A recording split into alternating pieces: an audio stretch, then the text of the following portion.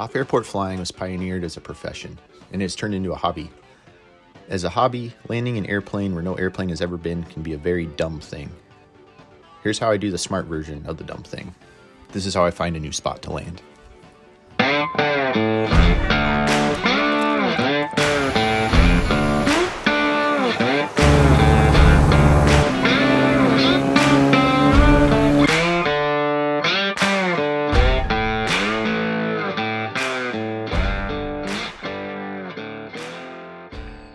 Finding a new spot to land takes a lot of practice at a spot that you know you can land. Open ForeFlight and go to your home base airport or a strip that's near you. Use 2 fingers to measure some easy to see landmarks. I like to do 500 feet for my plane, but yours may be different. Also get a couple different measurements on the strip because if it's long enough, you can land, reconfigure, take off, and land again, just to save some time and money.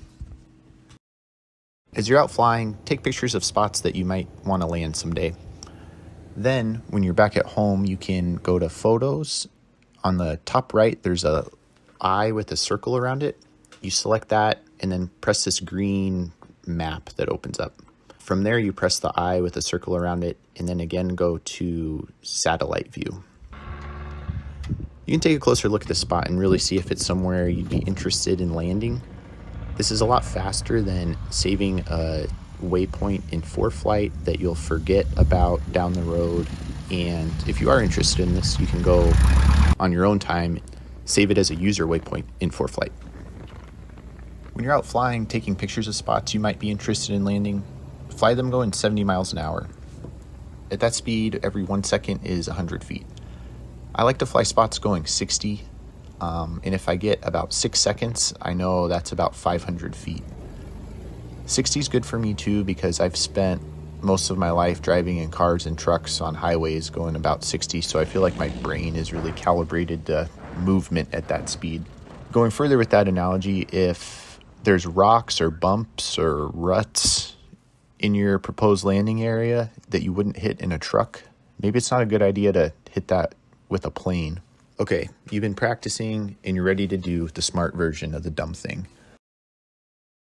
For me, this was about 300 hours. It did not come quickly for me, and I think that's okay to talk about. A lot of the social media, YouTube videos show pros doing this stuff, and that's the point of this channel is I am not a professional. I have a full-time job that's not aviation related, and I'm trying to figure this out. So what I like to do and what works for me is I go and land at a runway 3 times.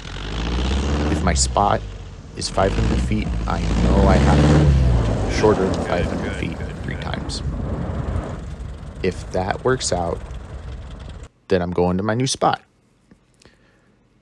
When I get there, I drag it at least once, sometimes twice. I've done this a dozen times and still not landed. Part of off-airport flying that I don't think is talked about enough is how uncomfortable it is. This is a crazy hobby to be part of.